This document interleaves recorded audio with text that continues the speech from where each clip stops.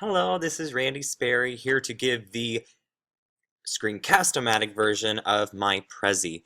I had tried to use the links that you had said that were broken or that weren't working, and they were working on my computer. Maybe it was just like maybe it was the browser that I've been using, or it might be something else, but it seems to be functioning. Um, but here is the new version. Well, not new, but in the sense that is now recorded with Screencast-O-Matic. Um, so what I did for like a basic understanding of what you wanted for this assignment, I kept it centered around what I would do for the lesson, but also am describing what I would do uh, to function around Prezi. So it works hand in hand, like, oh, here's this is how I would use it. But this is how I was able to, like, this is what I did to get it on the Prezi, how I worked around Prezi. So this is what I used as my format. Prezi comes with some like already pre-made formats you can use, and so I chose this one because it was colorful and I enjoyed it. So yeah, let's get started. So I started off with basic music history. I'm dealing with music for primarily uh, intermediate education, so basic middle schoolers. So I didn't want to dwell too much into it because it's just more or less introducing music history and the just basic structure of it. So we start off with the first slide, which is the Six Musical Eras by yours truly. I then venture into the lesson plan. You asked for an introduction, so I didn't know exactly what you wanted for it. So what I did, I just gave like a very like summarized gist of what my lesson plan would look like. So I just like talked about the objectives, the standards I expect from my students, how long I would use this, how long it would take me to go through the lesson, the materials that I would use, the procedure, and how I would assess them.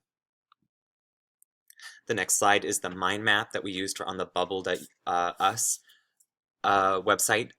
So you had asked us to find the primary source and like branch off of that. And so my primary would be the eras of music, and then I would branch off of that. So like I have like we start with Renaissance and then work our way up to the 20th century, and then from those we have like musical themes, composers, and instruments, so they can like make comparisons of all the eras and how it has grown and evolved through time. Next was the Wordle to create a word cloud. I've actually seen these before, but I actually didn't know how people were able to make them, so I'm really actually glad that I have this as a resource. This is very useful for like more visual-based learners, so it's a more abstract way of looking at words that we would and vocab that we are learning. So like so I have added like instruments, compositions, and composers. So we have Mozart, we have Rachmaninoff, and then we have like 20th century, we have classical, we have Baroque, and then we get into instruments like the clavichord, the double bass, and the harpsichord. The next slide introduces that here are the primary sources. So here are the 5 that I've used, and they range from images, articles, and music. So like, for example, this one is Bieber Fever. Get it? Funny, taking something relevant and relating it to the past. It's hilarious. This is an article.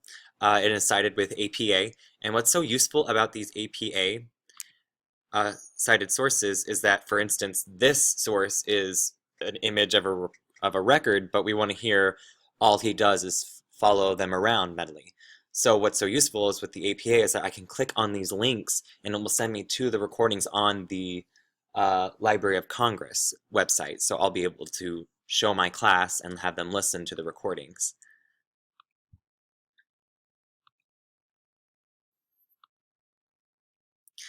Here is the YouTube video. Now, if you know who the Pentatonics are, you might be wondering why in the world would you be putting something that seems to be so irrelevant when you're talking about like more compositional based music, something that is used where we have compositions. What's so useful about this video in itself is that it's taking something that a lot of people know about, like the Pentatonics, that is much more modern and relates to the younger generation, and introducing some very key concepts of music history. So you'll notice in the beginning of the video they'll be singing a Gregorian chant and then move further into Baroque and Renaissance type music. So I'll play a little bit of it for you.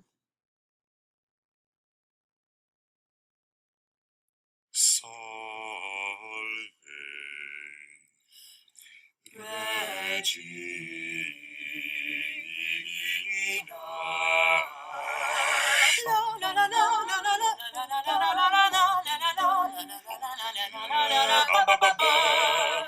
Oh,